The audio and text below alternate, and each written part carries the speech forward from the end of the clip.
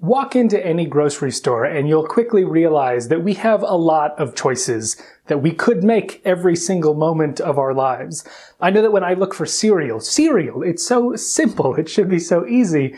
I walk down the cereal aisle and I'm faced with an entire aisle filled with different kinds of cereal. You walk down another aisle and you just want to buy ketchup or barbecue sauce, and there are so many options of each of them. Well, Barry Schwartz, a psychologist, has started to think that this amount of choice is bad for our happiness. He wrote a really influential book called The Paradox of Choice, and his argument is that when we live in a world that has this many choices available to us, even though it feels like it should be a benefit to us, it can actually backfire and make us less happy and satisfied overall. Schwartz and his colleagues have identified distinct types of people: maximizers and satisficers.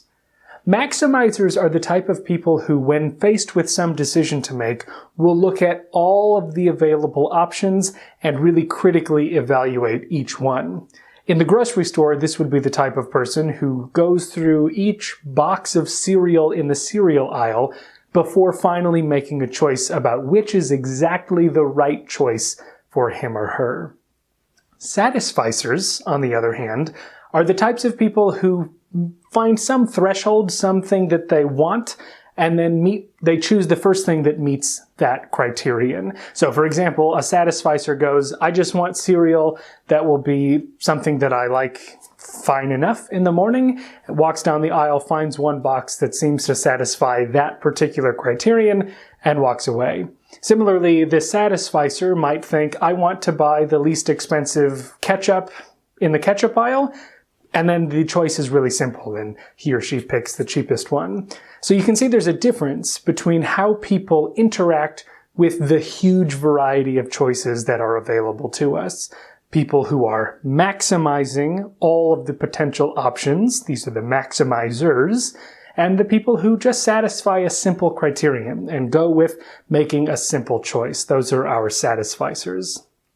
The question is, does that difference with dealing with choice have any real impact? One really popular study that influenced a ton of research in the psychology of decision-making looked at whether people were able to choose a product when they had a few options available to them versus a whole bunch of options available to them. In this case, what they did is sometimes they would present people with 6 types of jams and have them taste each one and say, do you want to purchase one of these jams?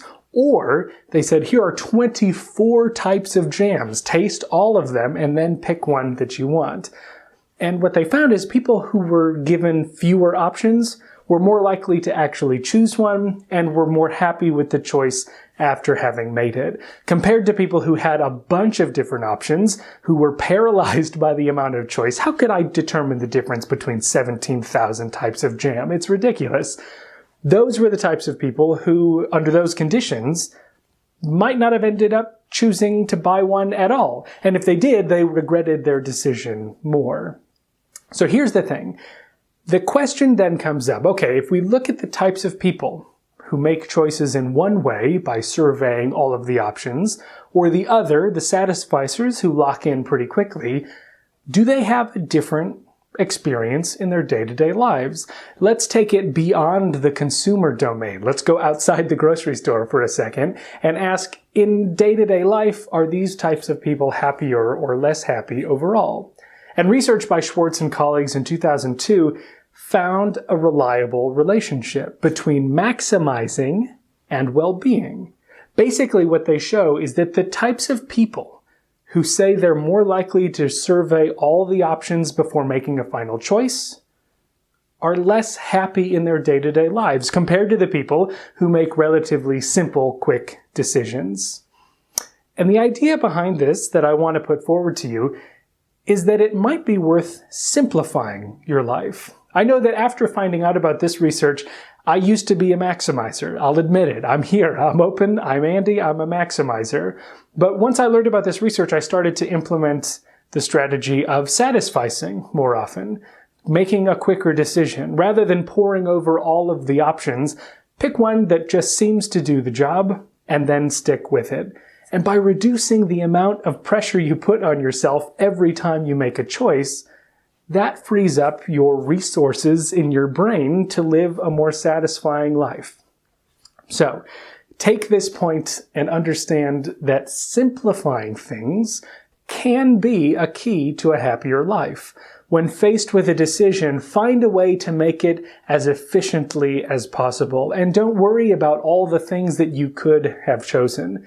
Because the reality is, the more options you consider, the more you're likely to regret having not made one of those options your own, ultimately. So if you were picking between 24 different types of cereal, once you finally pick one, you're going to regret not picking cereals 1, 3, and 9.